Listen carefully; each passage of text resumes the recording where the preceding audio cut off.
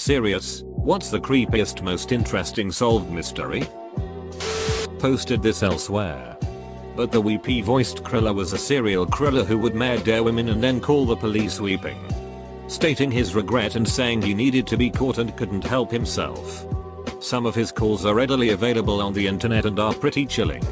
Anyway, he bit off more than he could chew one night with a prostitute named Denise Williams who sensed danger, hit him with a glass bottle, and with the help of another dude managed to escape. Paul Michael Stephanie was caught when he sought medical assistance and was identified by the dude who had clashed with him. He was convicted of murder and attempted murder but later confessed to 3 murders and 2 attempted murders when he realized he would die of cancer. The call for reference, youtube.com. Edited in some more details. The HBO documentary Mommy Dead and Dearest. Youtube. The mother of a sick and crippled little girl with cancer and various other bizarre medical conditions gets brutally murdered. It turns out the daughter wasn't sick or crippled at all. The mother was poisoning her with all these medications for illnesses she didn't have and making her pretend she couldn't walk, Munchausen by proxy. The daughter met a boy on the internet with autism, told him the truth, and convinced him to kill the mother. Debugging behind the Iron Curtain. Computers at a Soviet train station would randomly bug out and no one knew why. One guy eventually traces it to when livestock was being brought in from Ukraine, where Chernobyl left the cows with so much radiation they could flip bits. In Pennsylvania there was an urban legend of a thing called the Green Man or Charlie No Face. For many years people would say they had seen this weird human-like creature wandering through the streets at night. It had no face and had green skin. After sighting became more and more common, some people started investigating. That was when they discovered Raymond Ray Robinson, the man behind the urban legend. Due to an accident with a power line, he became severely deformed.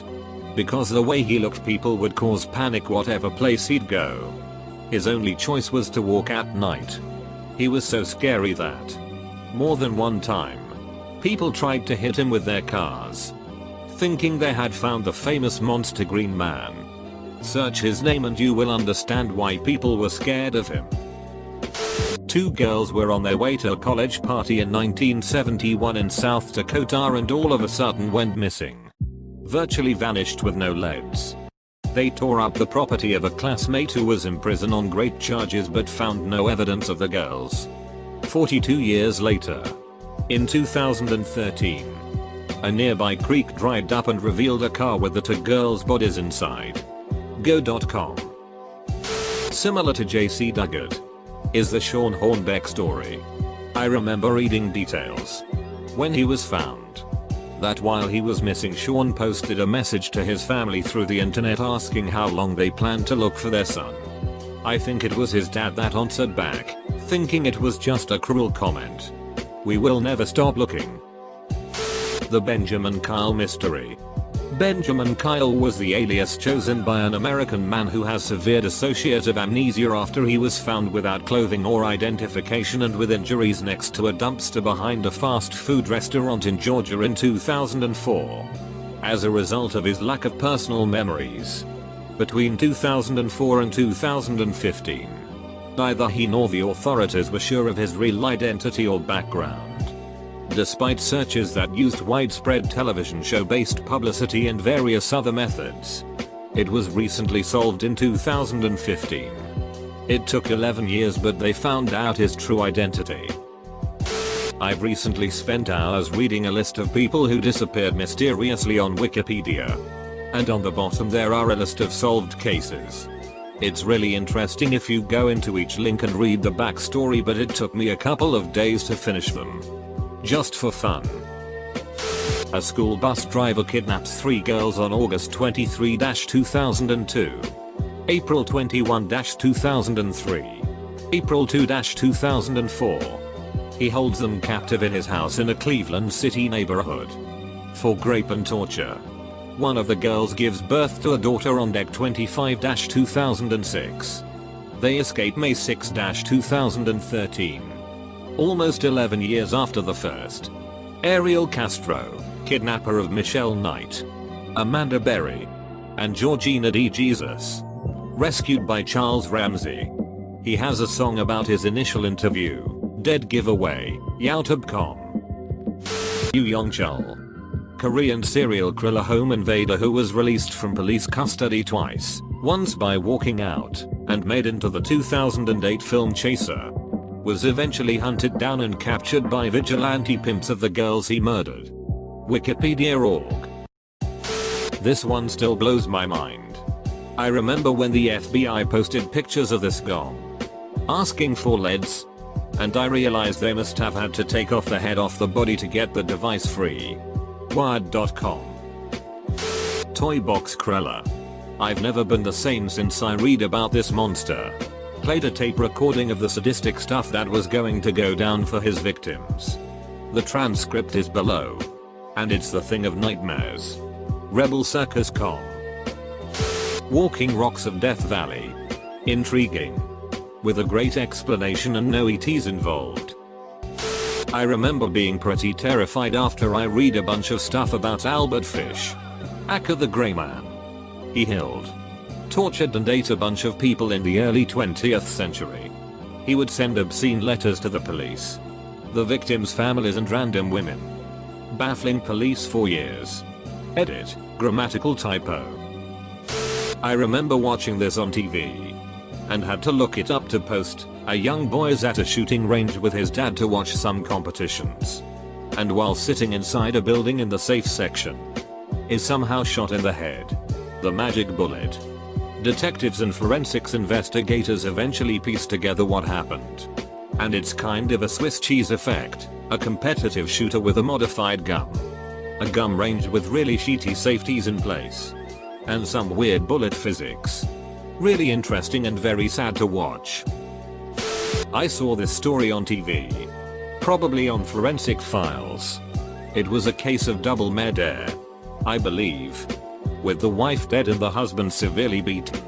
At some point hours later the husband wakes up. But he's all beaten. And may have had massive head trauma. Anyway. His body is on autopilot so he gets up and goes to get the paper off the lawn. Brings it back inside. Then dies. It's so disturbing to me. Israel Keys.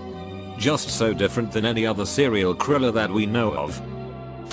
I've posted this before I think on the same question or similar. The Cleveland House of Horrors. 3 kidnapped girls found alive that were kidnapped after 10 years.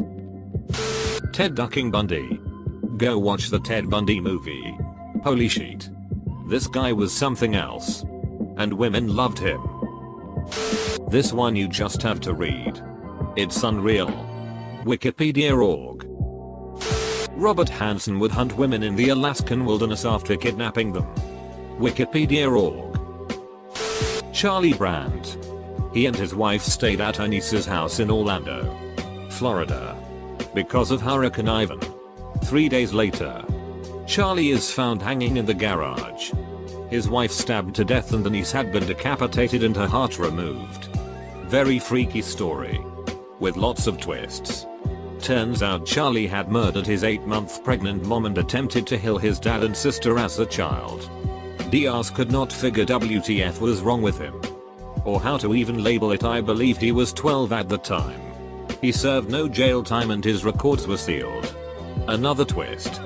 He grew up to become a serial killer too.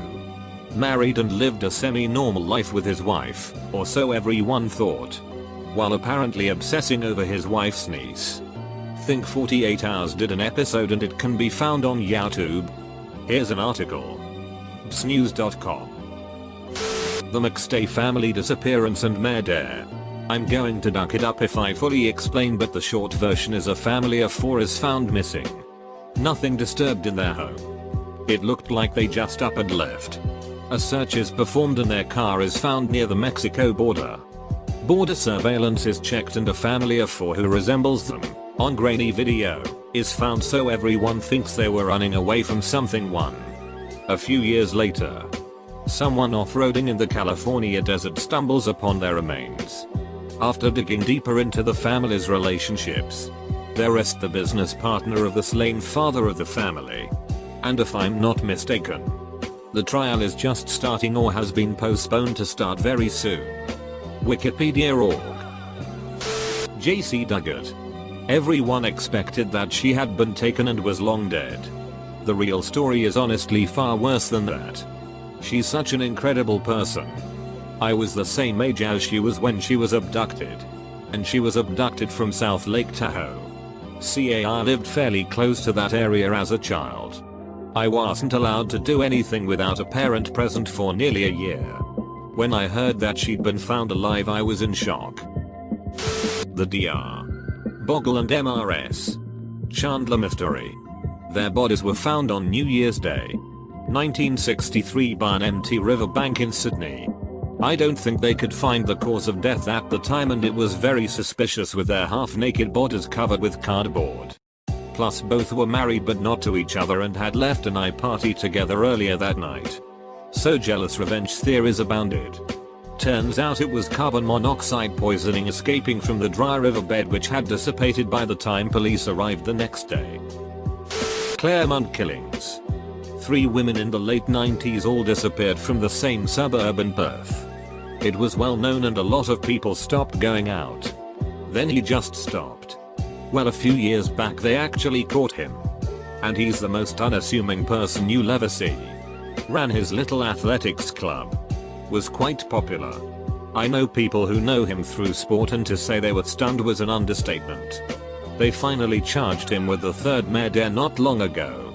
Wikipedia.org.